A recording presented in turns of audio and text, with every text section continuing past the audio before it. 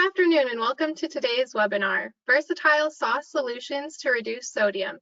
My name is Rachel Pittman and I will be the host today. I am a dietetics student and intern at Kent State University.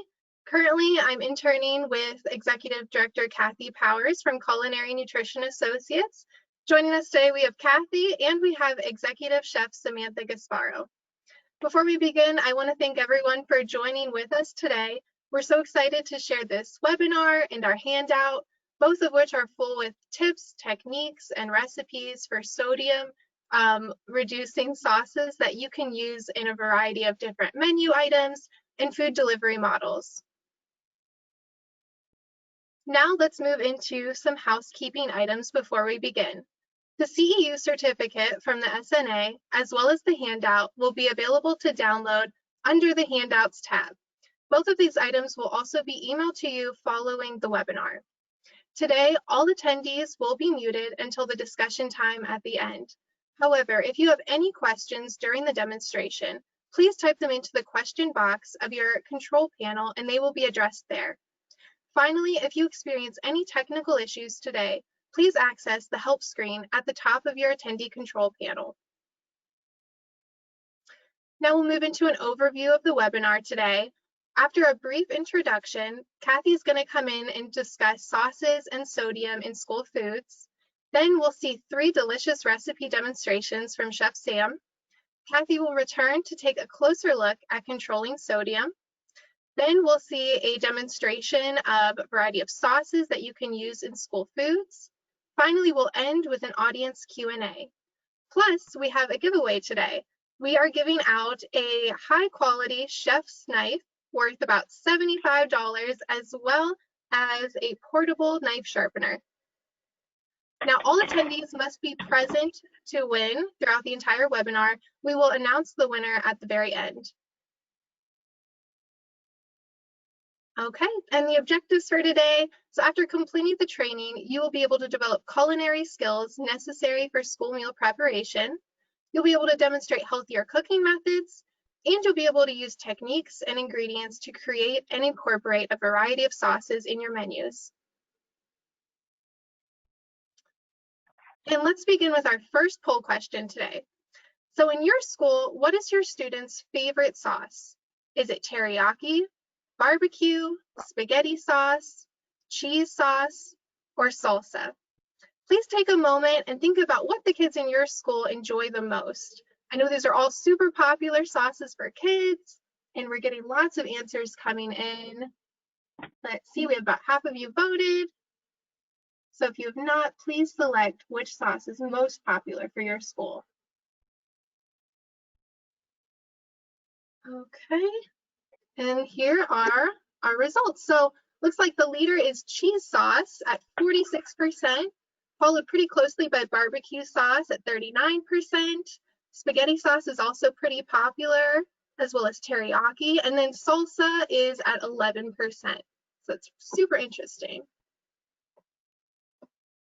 Okay, now we're going to jump right into our discussion on sodium. Cathy Powers is going to start this discussion. How are you doing today, Cathy? Oh, I'm doing great, Rachel. And I want to start, Rachel, by saying that you've been a fabulous intern, and we've enjoyed having you on board for the last 5 weeks. And in fact, this is Rachel's last day with us.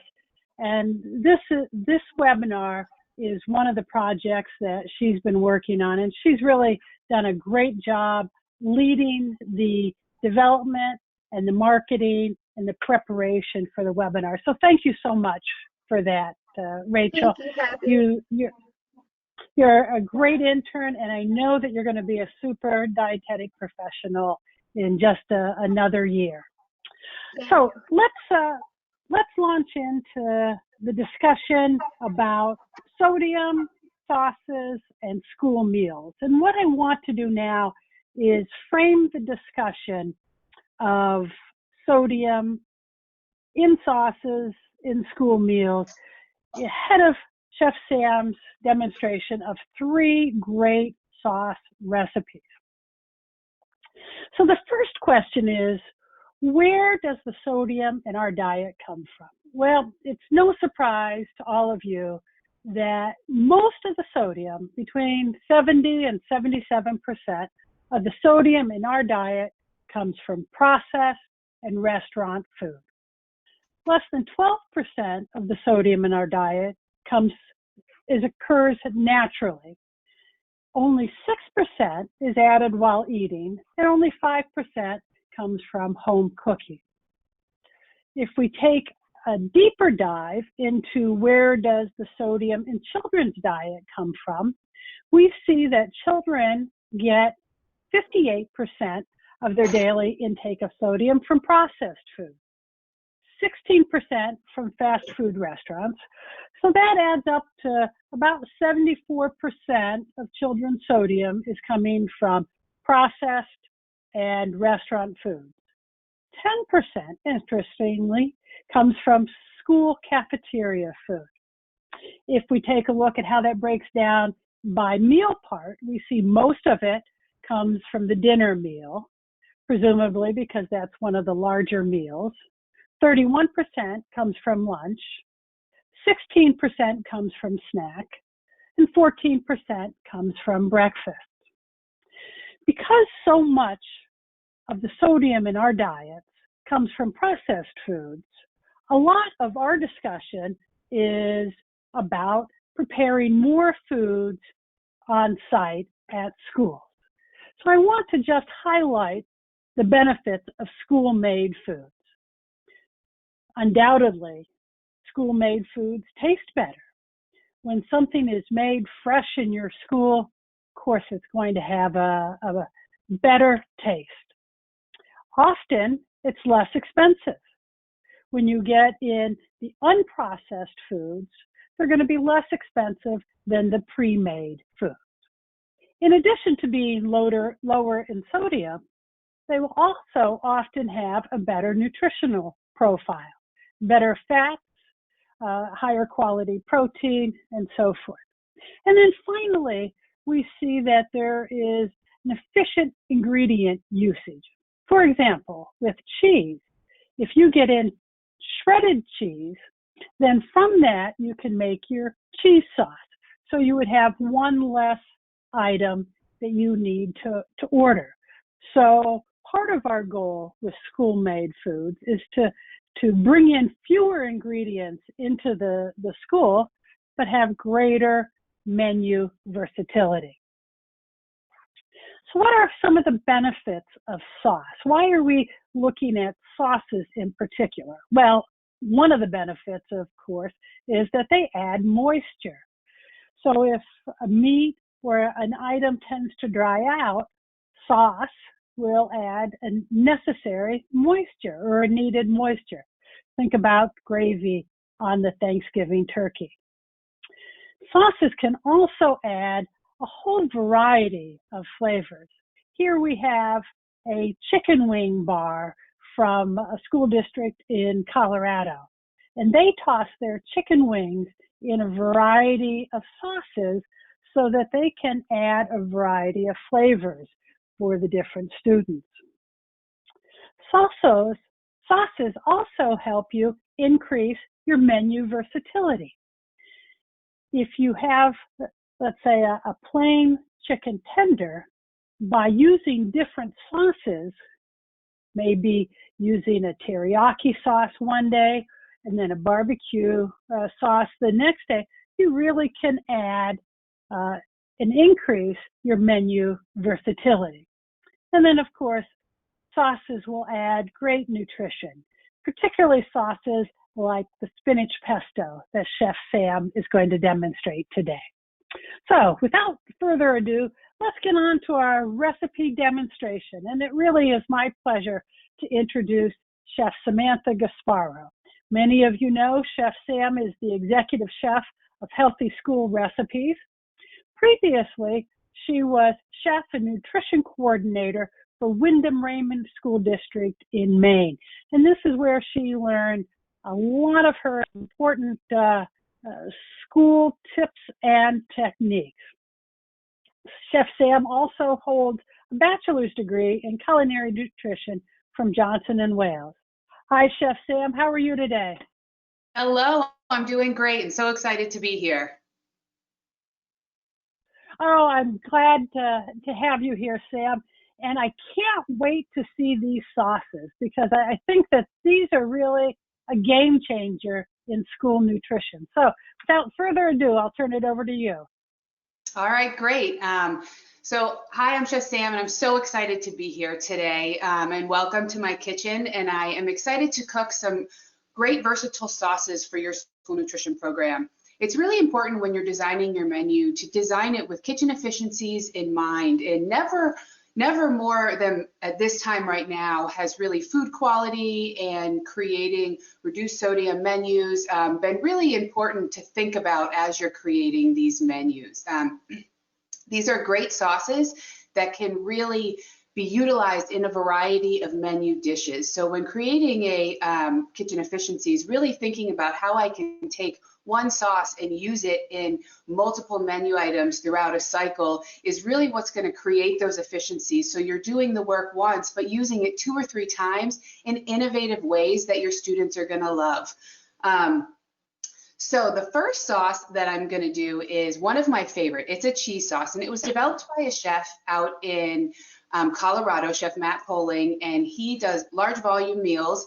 And this cheese sauce could travel well to the kitchens. It could be rethermed on site and given to students. And it has that delicious Velveeta flavor that students love. And one of the best parts about it is you can use your USDA cheese to create this recipe, making it a really affordable recipe for your kitchen. So one of the first things we're going to do is we're going to add some water. We're going to add water to our pot. And if you want to watch this again or looking for the recipe, you can go to Healthy School Recipes and see a video of this, as well as get the recipes, because these exact ratios are very important to get this cheese sauce working. Then we're going to use some sodium citrate, and we're going to dissolve that into our water.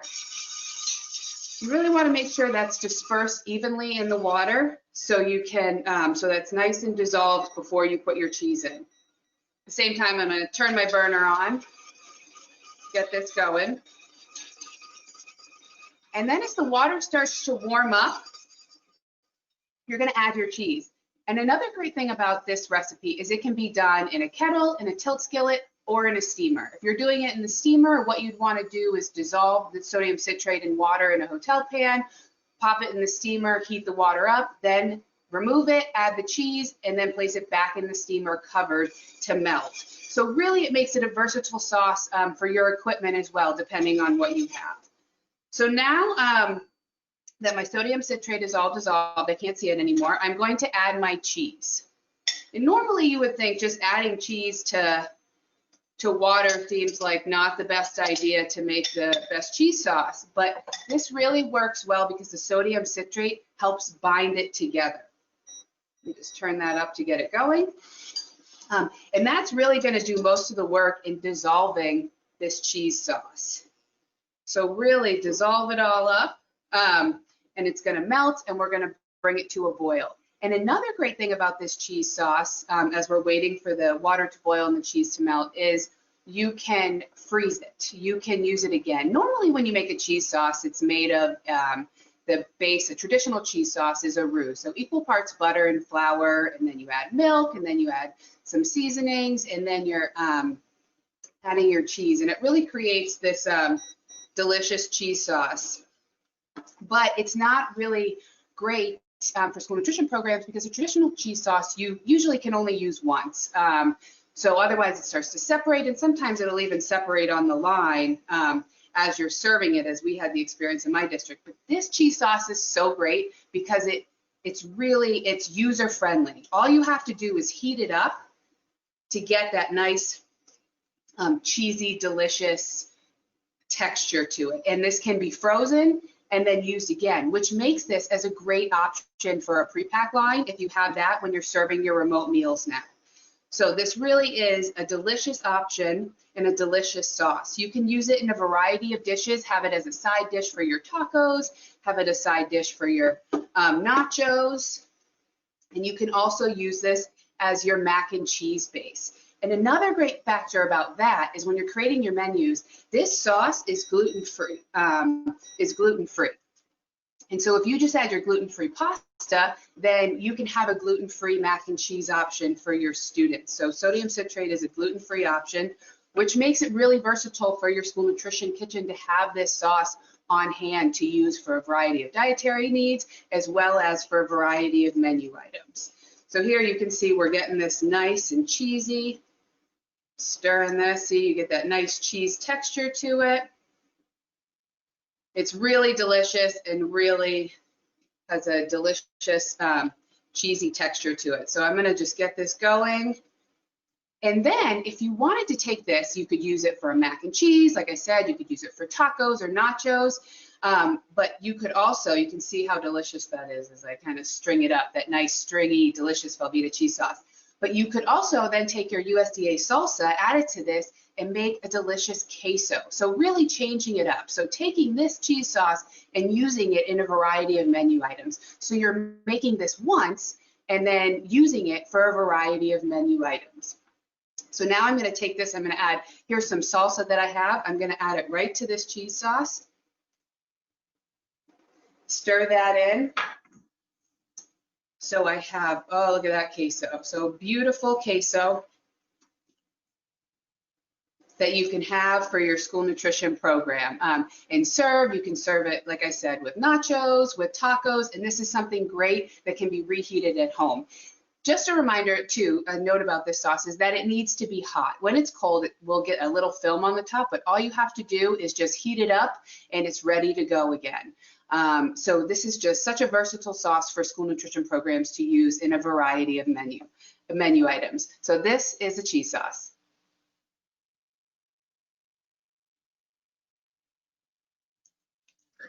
Thank you, Sam, for sharing that cheese sauce with us. I also wanted to highlight a question that was asked about sodium citrate.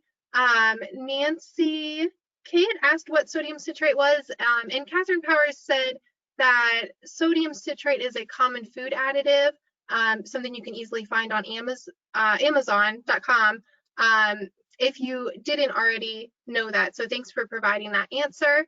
And that cheese sauce really looks delicious, Chef Sam, so thank you. We're going to move into a poll question now, and we're going to see what all of you guys think about this sauce. Okay, so this is our first Rate the Recipe. How likely are you to use this in your school? Are you unlikely to use it? Will you maybe give it a try? A good chance it'll work for your school? Or will it definitely be a hit? So we already have some answers coming in. This recipe definitely seems super versatile and super delicious, especially with that added salsa. So keep answering if you have not already. It looks like it's going well. Okay, we've got about 70% of you guys answering. Rachel, I would. Yes. This is Kathy. I'd like to jump in and say, in addition to cheddar cheese, you can actually use any cheese in this sauce. So we did an Alfredo sauce using USDA commodity mozzarella cheese and Parmesan cheese. You could do blue cheese, you could do Gouda cheese. So it works with any type of cheese.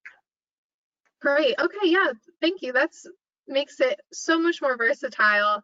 So many different ways you can use that. Okay, so here are our poll results for the Rate the Recipe. It looks like 44% of you said that it's a good chance it will work. So mostly great answers. Thanks for your responses there. And Chef Sam's going to take it away with our next recipe. All right, great. I'm glad to see that a lot of you could think about using that in your kitchen and really creating that versatile menu sauce for your kitchen. And just like Kathy said, is you can make Alfredo with it. So this would be great to use some USDA mozzarella and some Parmesan cheese and create that nice chicken Alfredo pasta with some chicken Alfredo on it, and really maximizing your USDA food dollar in this meal. Sometimes if you do, just to troubleshoot this sauce a little bit, sometimes with the pre-shredded cheddar cheese, just as a tip, if the sauce is a little runny, or if it's a little, if it's a little runny, then I would add a little more cheese to it. If it's a little thick, then all you need to do is add a little more water, a little bit at a time, and just stir it. So this sauce is so easy to troubleshoot too along the way, making it really a great option and so user-friendly, because that's what we need in school nutrition kitchens when we have a million things happening at once in the kitchen and we're limited on time. So the next sauce I'm going to make is a sweet and savory blueberry sauce using frozen wild blueberries. And I really like this sauce because it's a great base. It's delicious, and it uses a frozen USDA product of the wild blueberries or blueberries that you might get. So it's a great option, and it creates a dip. You can use it as a dip. The sauce acts as a great dip for chicken tenders or popcorn chicken that really gives kids that sweet savory flavor that you're looking for, and it credits as a fruit. So it's a great option for that. So to make this sauce, what I'm going to do first is just quickly chop up an onion. Now you could use the frozen onions if you have those in your freezer. It really doesn't matter what the size of this onion is, because we're going to end up pureeing this with an immersion blender. So we're just wanting to cut them down so we get a nice caramelization as we saute them. So here I'm going to chop the onion here and give it a nice little chop, and then bring it to the side. I'm going to bring my burner back over here.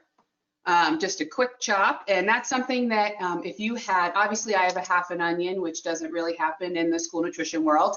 So what you could do is also take some onion. If you have onions, you can half them and peel the skins off and then throw them in a food processor. As I said, this doesn't require a specific size like a salsa where you're looking for that presentation piece, or a soup that's got, you want your pieces to all be equal, or roasted vegetables. This can be a very rough chop.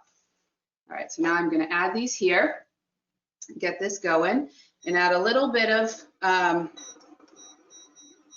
this heats up pretty fast, so I'm going to add some oil, just a little bit of olive oil to act as a coating my onions. So we want to caramelize them, but that what's going to happen, just like when you roast vegetables or when you are sauteing vegetables, that oil acts as a buffer and protects the onion from burning, so you get that delicious caramelization flavor. And the caramelizing of the onions as we're starting the sauteing process is what's really laying the foundation for the flavor of your sauce. So we're going to be, as you see through this sauce, it's going to have a lot of flavor that we're going to add to it, and we're really building that flavor. Caramelizing the onions is a step to that as we saute them. We're not going to make them, when I say caramelizing, I'm not caramelizing onions to the point of caramelized onions that you might see at a restaurant or do at your home, but really creating caramelization, I should say, on the outside of the onions through the saute process. So we want them to be a little golden brown, and we're looking for a translucent onion and a little golden brown.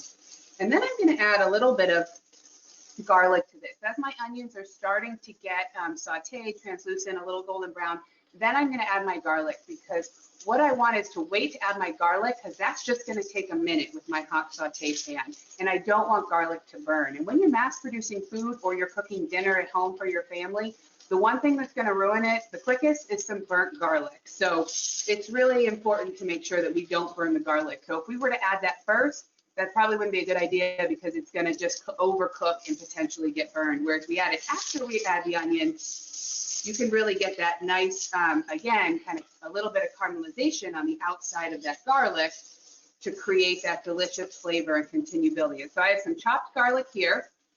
I'm going to add that. You want to hear that nice sizzle. You can see that steam, hear that sizzle. And now I'm going to add my blueberries.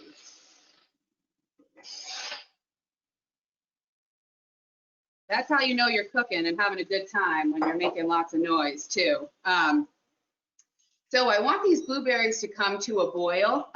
And these blueberries, one of the most important points of this recipe, and working with frozen fruits and vegetables in general, is knowing your recipe. So these blueberries were thawed and drained, because that's going to, one, create kitchen efficiency by saving me from having to wait here as the frozen blue. If I put them in frozen, they'd have to cook to thaw and then start to boil in the sauce. So that's going to take longer. If they're thawed and they're ready to go and be put into this sauce.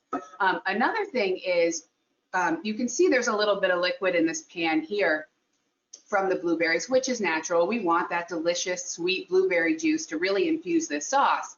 However, we don't want all the extra water that comes when that is locked into that frozen blueberry. So if we drain them, if we thaw them overnight, just throw them in your walk-in and hotel pan, and then you can drain them the next morning. That way, you're not going to have that excess water, and you're going to have a more concentrated flavor in your sauce. So a lot of times, it's really great to thaw fruits and vegetables before using them in recipes, because it's just going to decrease your cooking time, and it's going to create a better flavor and more consistent food quality, especially when thawing frozen vegetables before steaming them, which is a great technique too, and a great tip for your school nutrition kitchen. So as you can see, these blueberries, it's starting to get a little bit of a simmer going on. So simmers are just those tiny little bubbles, whereas boiling is, you know, that raging boil that we're creeping towards right now. So then what I'm going to do is add a little powder, which is really delicious and adds that nice flavor. So dry mustard, and then I'm going to add some brown sugar, which is that nice sweetness that's going to add to the sweetness, and then a little apple cider vinegar, which is going to kind of give it that tang and help bring out all the flavors of this as we kind of create this towards a sweet, savory barbecue sauce potentially base. And then some Worcestershire sauce, which can help give it that nice umami flavor. And I'm going to stir this a little bit just to get all those flavors mixed in, but I'm not done yet adding stuff. And this recipe can be found on the Wild Blueberry website, and as well as Healthy School Recipes. And now I'm going to add a little bit of salt and pepper to this dish, because what that's going to do, a little bit of salt works for cooking, especially when you're scratch cooking these sauces, because what it's going to do is it's going to bring out the flavor. It's going to be food's cheerleader, right? It's going to make everything taste a little better. And now I'm going to add some applesauce, which is nice because I know that this is sometimes an item found as a USDA commodity food as well in some pantries. So this is really going to add a nice sweetness to this dish. So I add a little bit of applesauce and all of these complex flavors going in here. I wish you guys could smell it. It smells so good. It smells like there's a lot of depth to the sauce and a lot of flavors going on with the mustard and the ground mustard in there, as well as the blueberries and the Worcestershire sauce and the apple cider vinegar. It's really coming together as that nice sweet and savory base. This sauce can be used in a variety of dishes, which makes it such a great menu option, because you're utilizing some USDA foods, but also what you're doing is you're kind of creating this base, whether it's going to be a dipping sauce for your chicken tenders or popcorn chicken, or whether you could have it as a sauce for your chicken drumsticks that you've got roasting in the oven. You can roast them up, toss them with a little bit of this sauce, throw them back in the oven, get that nice caramelization of the blueberries, and you can have this delicious sauce, delicious kind of marinade and topping for your drumsticks. You can also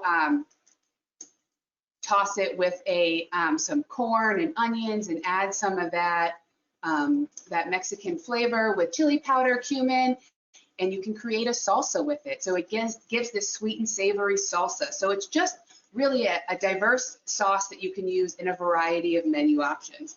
So I think this looks pretty good, and my blueberries are really getting cooked. I can start to smash them a little bit. That's how I know I'm ready for the next step. So I'm going to turn this off. Because this is a smaller quantity, what I recommend when doing this next step, which is an immersion blender. I'm going to use my immersion blender here, which is a great tool for school nutrition kitchens. I have my home immersion blender here. The ones in school nutrition, if you guys have them, they're huge, they're giant, awesome sticks that do so many things in your kitchen that it's really wonderful to have, and they're pretty affordable in terms of kitchen equipment, from smoothies to salad dressings to breaking up ground beef in your tilt skillet so it's in smaller crumbles. All the things, it does a lot of great things. But when you have something hot like this, I like to use something high-sided. So this is a great cooking sauces and pureeing in a kettle is a great option, because you have those high sides, because you don't want hot sauce to go splattering, because that's a great way to burn yourself. So we want to make sure that we put it, I'm going to be putting it in a high-sided Cambro right now, just for the safety factor of doing this. So I'm going to pour this right in here. Nice and easy. Get all those blueberry bits. You don't want to miss a piece. And then I'm going to take my immersion blender here. Now that I have these nice high sides to prevent any splattering that may burn you or anybody in your kitchen, because I know the kitchens I've worked in, they're always pretty tight quarters. So you want to make sure we're being safe. So now I'm going to just blend this till it's a nice smooth sauce. Okay, and we're going to turn down Chef Sam's volume a little bit while that blends. Now I see that Vicky said that this was a great use of commodity blueberries, and I'd have to agree with you. This is definitely a very creative use of a very common USDA commodity food item. And it's something that you wouldn't normally think of, to take a sweet food and add savory flavors to it. And there's so many different options that you can use this sauce into for your menus. Okay, and it looks like we also have a question coming in about the size of an immersion blender. So Chef Sam, if you're done blending or able to take a moment, I do have someone asking what size of a blender you would recommend for school kitchens. I'm not sure, Kathy, and I don't know if you know this, I'm not sure the exact size of it. I thought there was maybe only one size, but I bet there's even more jumbo than I've seen for, but really, it's about this big. I can't get you an actual measurement off the top of my head, but it's a giant wand. It looks like exactly like mine, but huge. And I can't remember the company off the top of my head, except it's like this big. You know, Sam, I have a large one that can be used for quantity, and they come in probably 4 different sizes. Your size is a home model, then they go up in size. So it depends on if you're going to use them for smoothies and would be using them in a 5-gallon bucket, or if you're going to use them in a steam jacketed kettle where you might need one even larger. So depends exactly on your use and how much you're going to be pureeing at one time. I bet Chef Matt with his cheese sauce uses a very large one in their steam jacketed kettle, but for smoothies or small batches of sauce, I think the next size up should be good. But Kathy's right in terms of, you know, what kind of volume are you cooking for, and, you know, how big is your equipment, and what size do you need? So doing a little research on those different sizes, it really is a versatile piece of equipment to have. And in the school district I worked in, it was 6 kitchens, and we had just one, and we actually passed it around from different kitchens. People probably would have liked to have more than that, but it really did work pretty efficiently to have one and then share it between the schools. So depending on the layout of your district and the size, it will depend on what you need, but definitely something worth investigating for your district and for a variety of menu items. So here we have the sauce. I'll pour it right in here so you can see how smooth it is. So you have this nice smooth sauce that is just really delicious. It smells so good. And I want to show you here is this is the blueberry and corn salsa. You can find this on the Wild Blueberries website. And it really is, you just take some of this delicious dressing this delicious savory sauce once it's been cooled, and you toss it with red onions and cilantro and jalapeno and corn, frozen corn that's been, and then you toss it all together, and you have this delicious corn salsa that would go with a variety of menu items, like tacos or nachos, for a great twist, kind of a sweet savory twist. In addition, we can take this and you just take this nice sauce and you cup it up, and you can serve it as a dipping sauce for your chicken nuggets, and really making that dipping sauce count. Because if there's one thing I learned working in schools, it's kids love to dip, especially younger kids. So really creating different sauces that are delicious and versatile and have that sweet and savory appeal to them. Really, let's make our dips count so kids are having a good time while they're eating and getting that nutritious food. So this is the Wild Blueberry. Sam? Yes? Oh, go ahead. I'm sorry. I was just going to add, I looked up on Webstaurant.com, and immersion blenders will come with the blending arm from 7 to 9 to 12, 14, 16, 18, 20 inches. So there's a whole variety of sizes. So a 20-inch arm probably would be good for most things. Yeah, absolutely. That's Sorry, the one Sam. I recommend too. No, thank you, Kathy, for looking that up for the exact measurements. Because this wasn't good enough. But I know it's kind of like half my body size once I start using it. But that's how I tell the measurements. This is the wild blueberry savory base, and we'd love to know what you think. Great. Yes. Thanks, Sam. So we do want to know what you think of this recipe. It definitely looks super colorful, fun, flavorful. What do you think? Would you give it a try at your school? Is it going to work for you? Let us know. Take a moment and please answer the poll. We have some votes coming in. Half of you have answered. It's definitely a very unique recipe and something that I agree with Chef Sam. Kids would love to try this out because they do love to dip. They do love different flavors, especially anything sweet like the blueberries add. Okay, so with this poll, our results are in. It looks like 51% of you are saying you might give it a try. 23% say this will definitely be a hit. We have some saying it'll be a good chance that it'll work for your school. So we hope that you guys get to try this one out. And let's move now into our third and final recipe.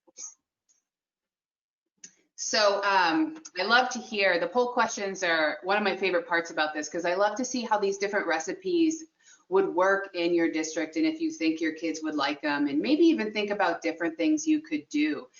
Blueberries are a great base, and using the frozen blueberries that might be stacking up in your freezer is in just new and inventive ways for sauces. You can even take that blueberry base and leave out the mustard and Worcestershire sauce and add some ginger and soy sauce and create a teriyaki flavor that would be great if you had that on some chicken, tossed it, put it in the oven, got that caramelization and made a blueberry teriyaki sauce. So there's so many different options that we can make with these bases and these sauces that really, you know, you could have that on, you know, one menu day, and then you have it as a dip another, and then you have it as a dressing for your corn salsa. And it's really just repurposing the same thing that you've already made.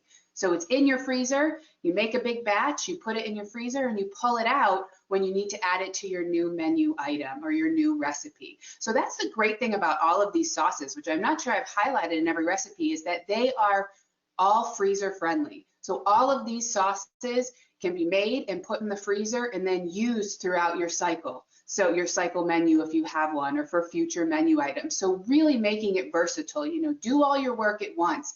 Have these scratch cooked menu items. When I worked in my district, our baked potato bar was always on a Monday, and we used all these scratch cooked items, but they came out of the freezer. Our pulled pork that we had made, it came out of the freezer. Our taco meat that we sauteed earlier, you know, 2 weeks ago for tacos, we placed in the freezer and pulled out for our baked potato bar. The chili, the cheese sauce. So all of it was nice scratch made items that could go on this baked potato, but it was right out of the freezer. So it was actually a pretty easy day in the kitchen, which is why we put it on Monday. So we could do other things and all the prep for the week. So thinking about food like that and your recipes and how they can translate and offer variety to your students over the course of your cycle menu is really important in creating these kitchen efficiencies. So this last recipe we're going to make is another great recipe, that it's a spinach pesto, and it's one of my favorite, and I think there's some great menu potential with this spinach pesto. Traditionally, pesto is made with basil and pine nuts. So basil, really expensive. Pine nuts aren't always a great options for schools. So theoretically, you would think, you know, pesto might not be a great option for schools.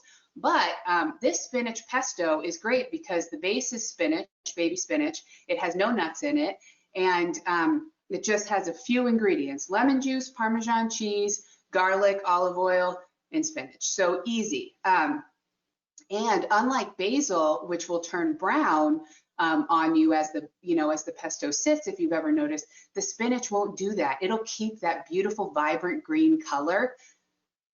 when you pull it out of the freezer. So it's great. So what I'm gonna do now is just add some spinach to my food processor here.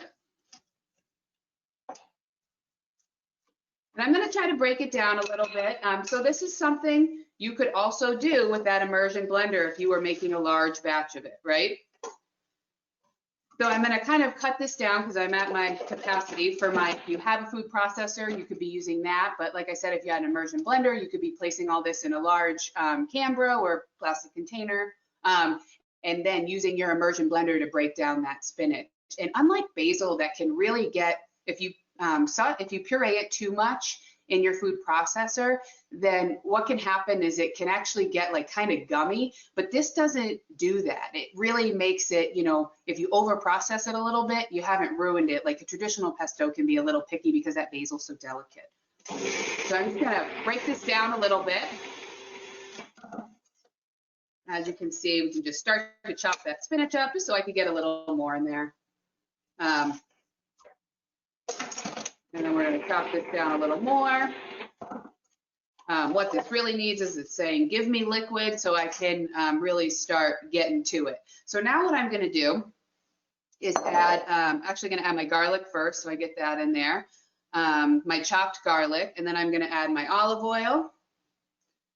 And then I'm going to add a little salt and pepper. Again, that's just going to bring out all of the flavors. And you definitely don't want to add too much salt on this recipe because we're going to be adding some Parmesan cheese. And what you want to make sure is when you're making these scratch recipes or you're trying out new recipes out there, understand the sodium level of your ingredients so you can understand how you're going to create the flavor without adding too much sodium. So as I said, salt really is food's cheerleader, right? It makes everything taste a little better. That's why we add a little pinch of salt to chocolate chip cookies, right? It makes the whole thing just taste a little better, but you don't get that salty taste.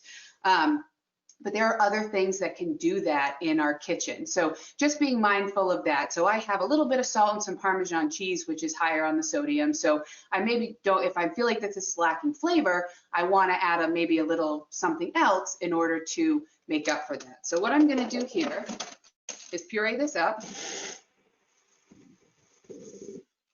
And then I'm going to add some lemon juice. And this is one of those things I was kind of referring to a second ago about flavor enhancers. Lemon juice, you know, I'm going to add some lemon juice to this and it's not going to taste lemony, but what that lemon juice is going to do, that acid is just going to brighten up this dish and it's going to bring all of those flavors together and really finish it.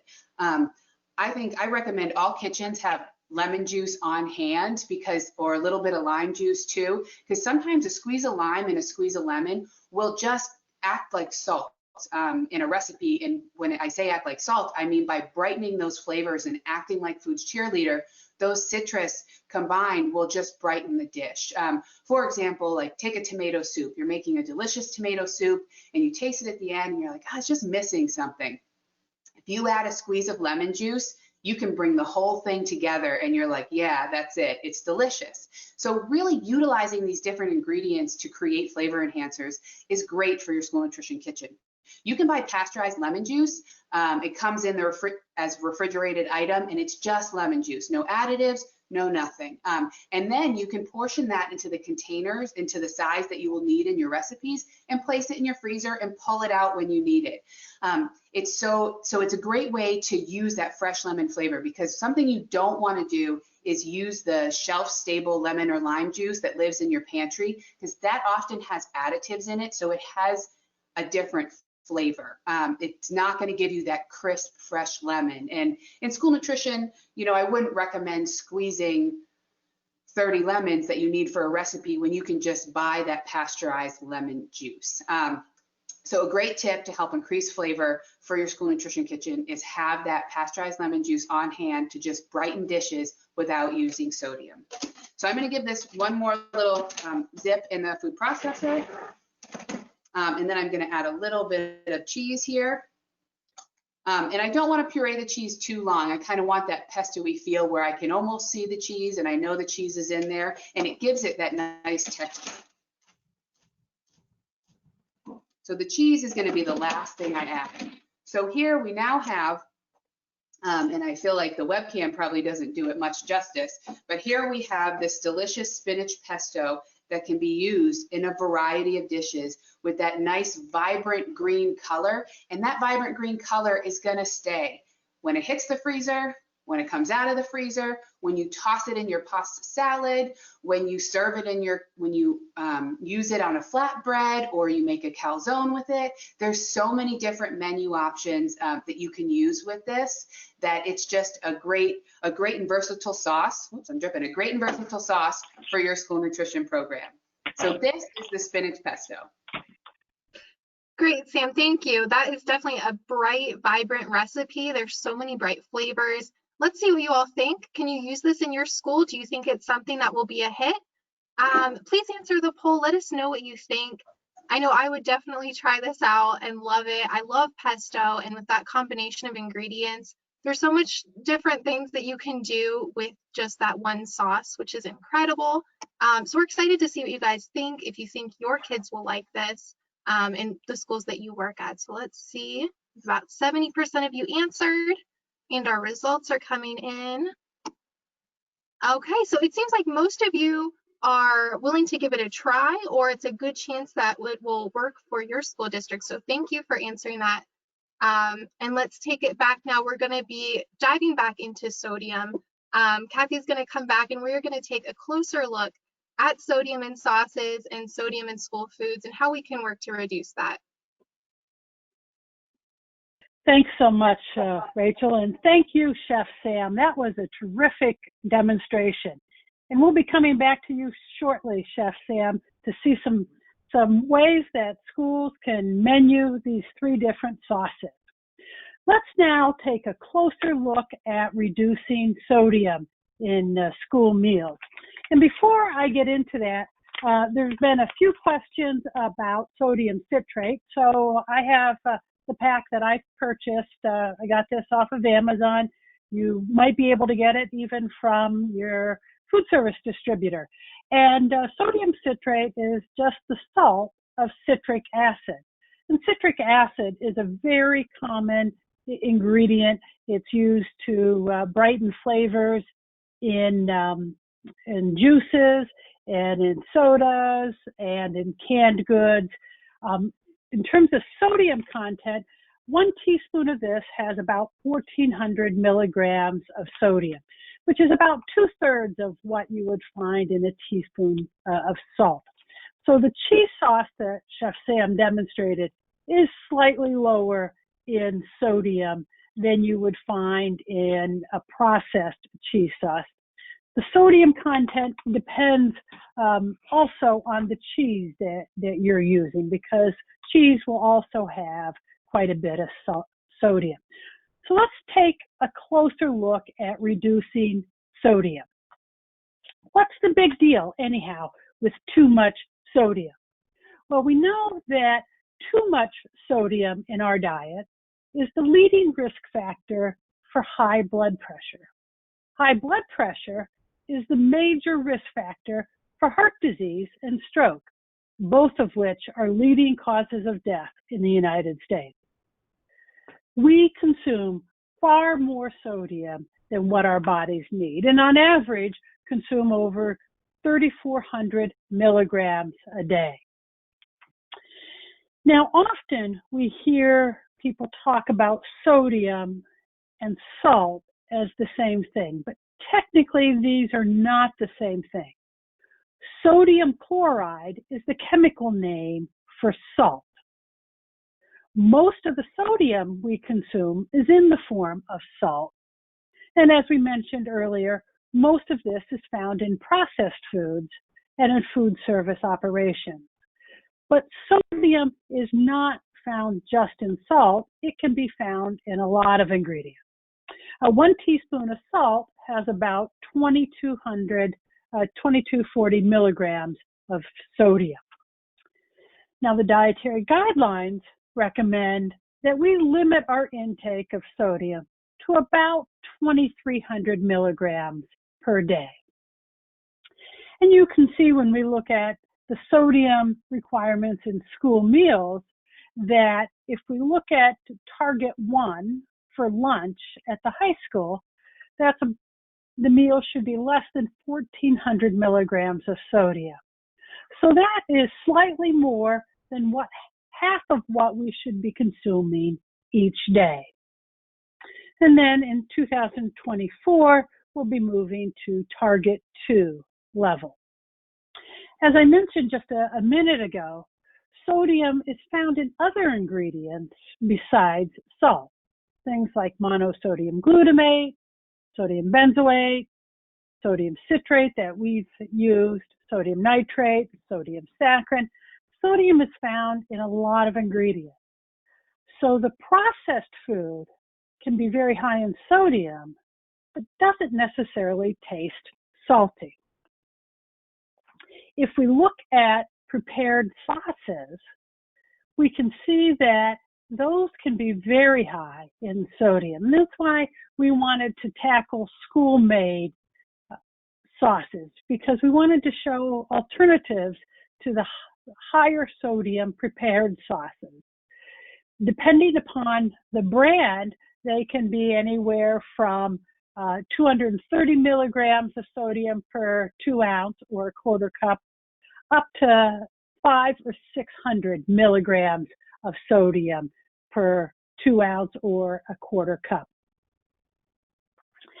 It sometimes can be confusing as well, the terminology of less sodium or low sodium. Taking a look at a tablespoon of traditional soy sauce, we see that it has 960 milligrams of sodium. However, a less sodium soy sauce will have 590 milligrams. Less sodium, yes. Low sodium, no. Still can be significant in sodium. So let's look at what I like to call the salt equation. First question that we often get is, what about the different types of salt? Which one is lower in sodium? Well, let me say that salt is salt is salt. It's all sodium chloride. 1 teaspoon of table salt, which is about 6 grams, has about 22 to 2,300 milligrams of sodium. Now, different salts will have different sodium levels, teaspoon for teaspoon, because of the flake size. Imagine if table salt was just a flat piece of paper. And then some of the other salts, like the kosher salts, we crinkle that paper up and change the structure of the crystal of the salt so that it takes less volume.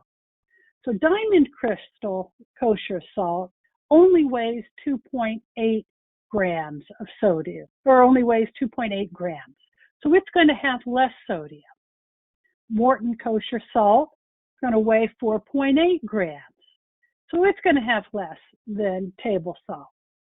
But gram for gram, it's all going to have about the same. Depends on the crystal size. Now, there are some salt substitutes out there that have replaced the sodium in sodium chloride with potassium, such as Morton salt substitute, potassium chloride. I don't recommend those being used in schools because they sometimes have a bitter aftertaste. And you don't want too much potassium either. Interestingly, some of the reduced sodium products that we use in school, you'll see that they have used potassium chloride in place of table salt or sodium chloride. Now here's the salt math I want to look at. So I said that 1 teaspoon of salt has about 2,300 milligrams. And here I have a teaspoon of salt. Now, if I were to use this teaspoon of salt, and I have a pan here, let's say I'm going to be salting 50 portions of a vegetable. If I have this teaspoon of salt, and I was going to salt 50 portions of vegetable, so here I'm salting 50 portions of vegetables, you know, I think that would go a long way to add flavor to those vegetables. And I can see that that's only going to add 45 milligrams of sodium per serving. So my question is, why are we putting all of the sodium in the main course and not putting it where it counts? For example, in the vegetables, a food that we really want to get kids to eat. Like Chef Sam said, sometimes we need just a little bit of salt to be the cheerleader for the flavor in our foods. And as long as you use a controlled amount, we should be okay. So let's bring Chef Sam back now and see how she's using these 3 sauces for school meals. Hi, Chef Sam.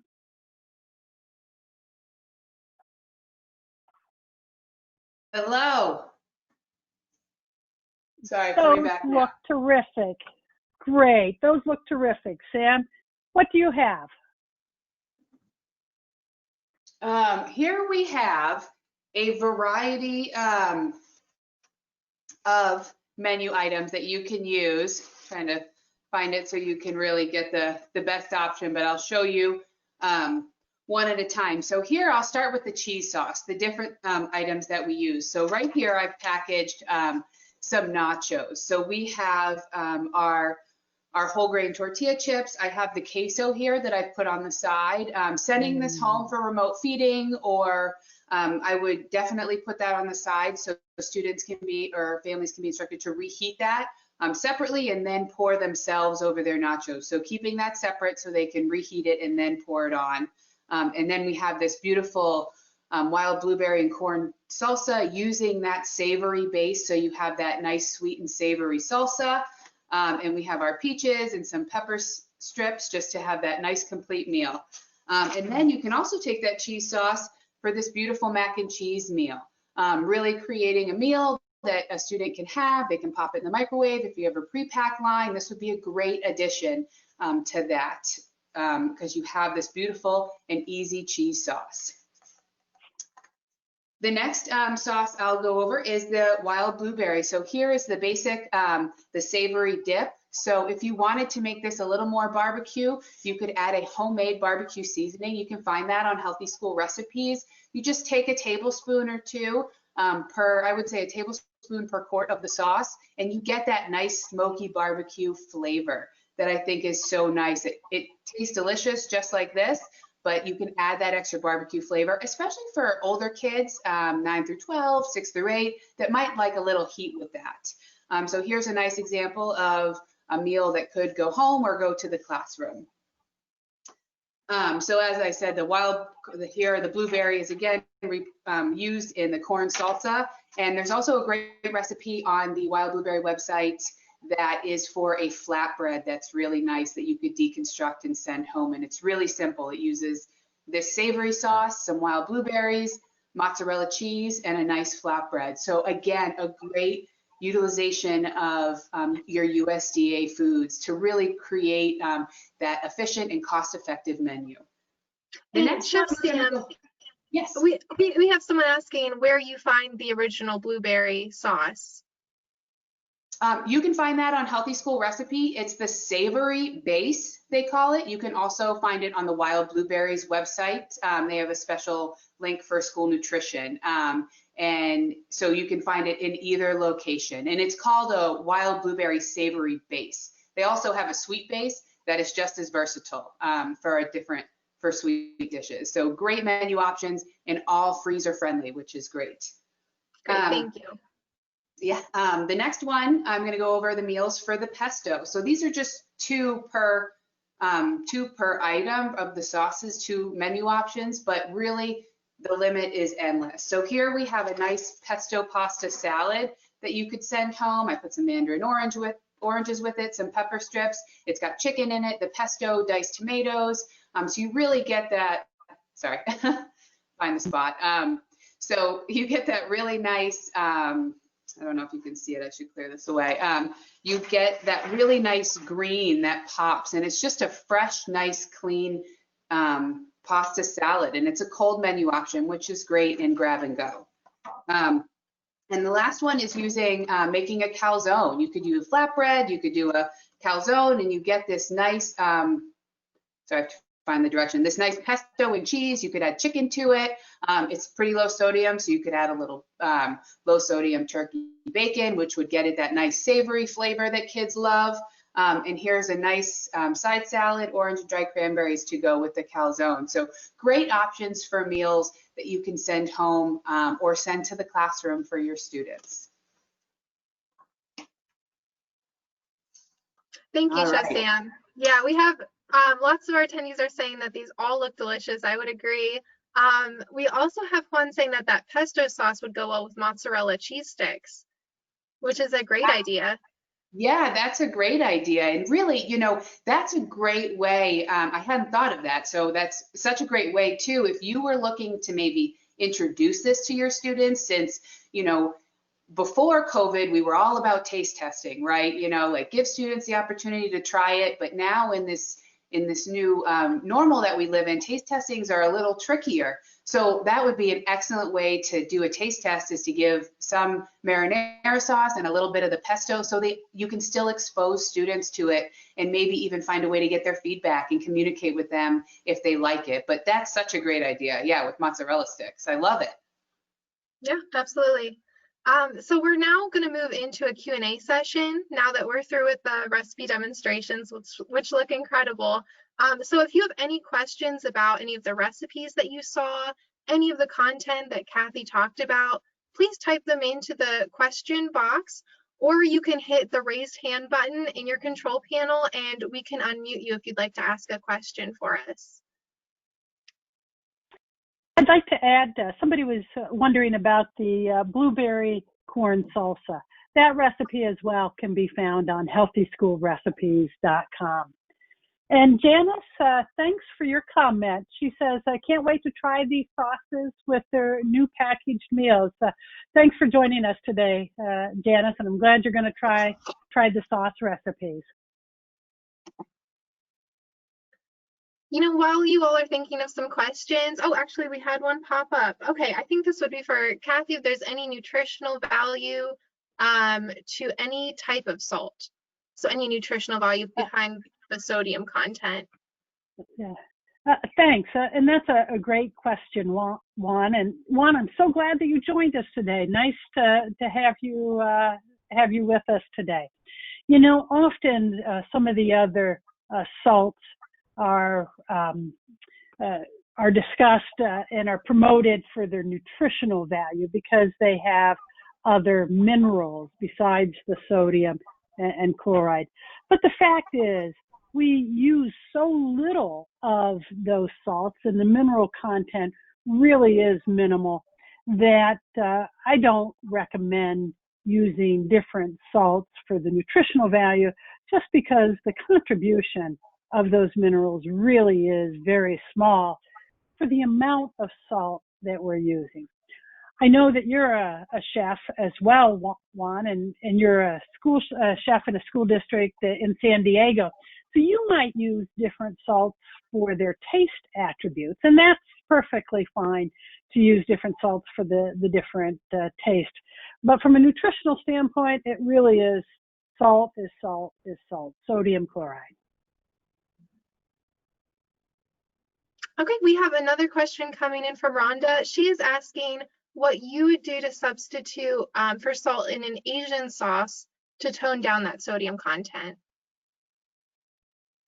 I think it's really important in an Asian sauce to, if you're making it from scratch, is to use that low sodium soy sauce. I think really that has the same flavor, and in school nutrition, obviously, be using the low sodium soy sauce. But I love when Asian sauces that, you know, even a teriyaki, I like it when the garlic and the ginger speaks to me more than like that salt kick that you might get.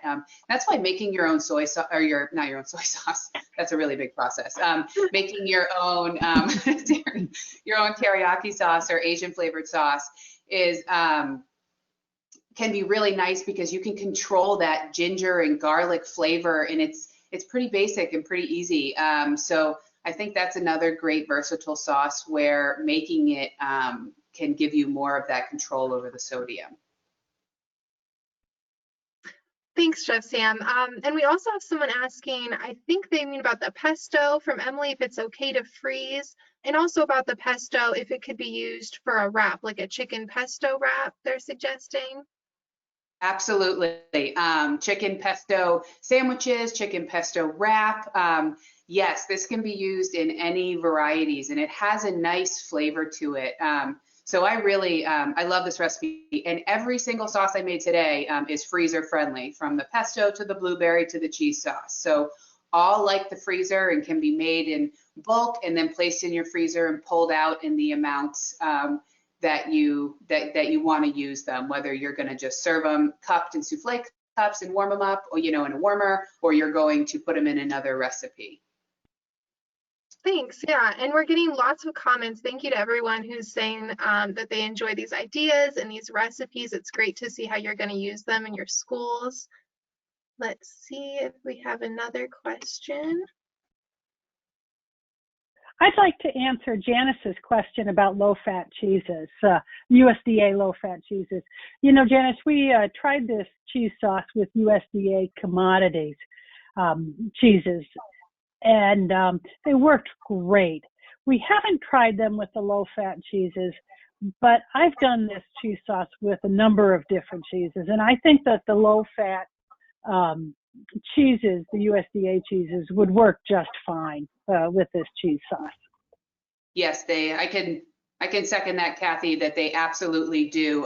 Sometimes with the low fat, it's the part I mentioned where you have to add a little bit more cheese because of the additives. Kind of the additives that are put in with making it low fat can dilute, can create a watery sauce on the other end. So you just have to be ready to add a little more cheese to it, but you just add a little bit at a time until you get that nice Velveeta cheese sauce beautifulness in front of you, and then you're ready to go. But that seems to be the only hiccup with this cheese sauce and using the USDA cheeses, particularly low fat.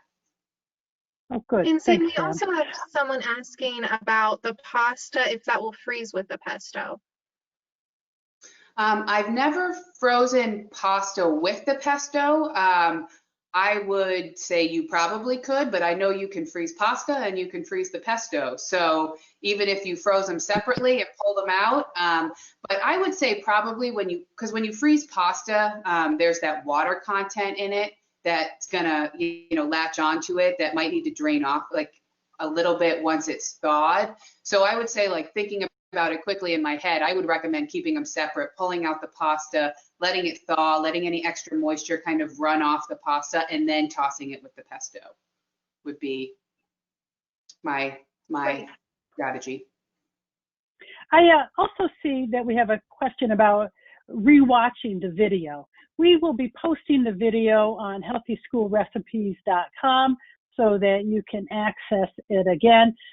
Plus, we also, using the same link that you used today, will take you to the recorded version, I believe. So it will be available for you to watch again. And actually, that will be clarified in an email that we'll send out to you afterwards. I think we're ready to wrap it up, Rachel. Okay, great. So we have one last poll question for all of you today. After learning all of these different tips and techniques, cooking skills, which one are you likely to use in your school? Now you can select more than one, so any of them that you think you can use. Will you make extra sauce, store it, and use in multiple menu items? Will you swap salty seasonings for salt-free blends? Prepare from scratch instead of using prepackaged sauces? Or use those sauces to increase the versatility of your core ingredients? So take a moment, think about which tips, techniques you can use within your school and what's going to work for you. So we have some votes coming in. These are all great ways that you can increase the versatility of your menu items. All the recipes are so tasty, versatile, and great for kids as well. And we've got about, sorry, go ahead. Rachel, we had another question come in that I was going to answer while people are doing the poll. How long does this cheese sauce hold up on a steam table? And Chuck says they have a 3.5-hour lunch service. I'm not sure it would hold up for 3 hours. But this is the most amazing sauce in that you can cool it and then just reheat it and stir it, and it'll be as smooth and silky. It holds up incredibly well. I've taken it from freezer to refrigerator to steam table. You can take it from steam table to refrigerator. It cools, it reheats. It really is an incredibly indestructible sauce. As long as you keep stirring it, it will hold well on the steam table. Would you add anything to that, Sam?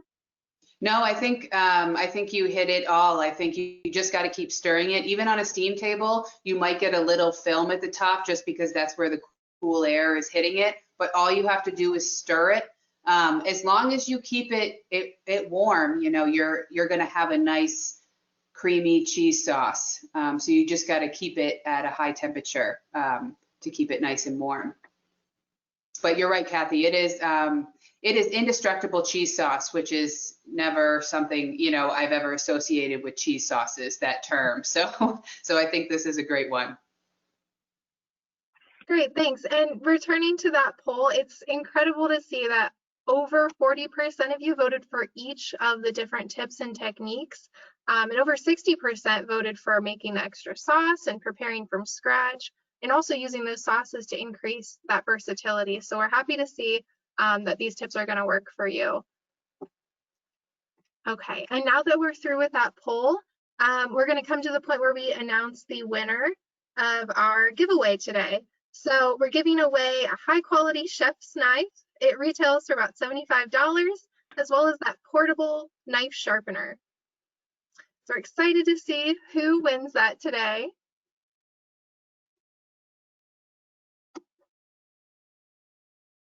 If we have our winner, okay. So our winner is Colleen from Waltham Public Schools. Colleen Chardier, that's how you pronounce it. Congratulations, Colleen. We will be in contact with you soon to get your address so we can send those items to you. Congrats. Okay, and with that, that concludes our webinar for today, our versatile sauce solutions to reduce sodium. Thank you to everyone who joined us. We had so much fun with you today. Thank you also to Kathy and to Chef Sam. You gave so much helpful information and tips. And thank you all. Have a great rest of your day. Bye. Thank you. Please fill out the evaluation form at the end of the webinar. We'd appreciate your feedback. Thanks. Thank you.